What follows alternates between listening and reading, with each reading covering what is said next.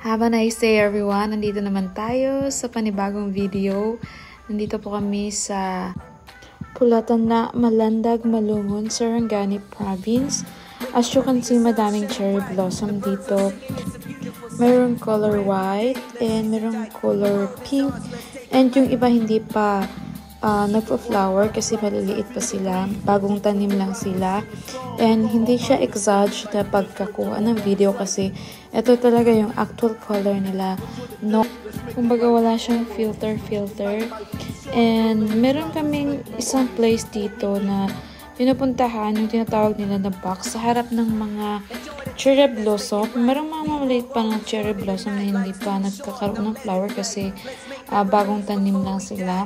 Minsan kasi hindi talaga, kumbaga hindi siya namumulaklak kapag maliliit pa yung mga cherry blossom.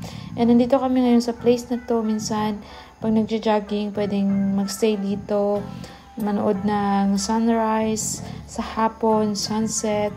So, ayan yung actual talaga na puno na kung saan merong mga video yung iba. Medyo ini-edit lang masyado, exage masyado yung kulay niya, pero ito talaga yung actual na kulay ng puno. And this time, pauwi na kami sa aming mga bahay kung saan galing kami sa Korea. Mayroong mga ganitong mga sasakyan, charot lang. And my number one advice kasi yung location ng cherry blossom ay nasa National Highway. So, kailangan talagang mag-ingat kasi marami talagang sasakyan, mga malalaking sasakyan kasi ito ay nasa National Highway.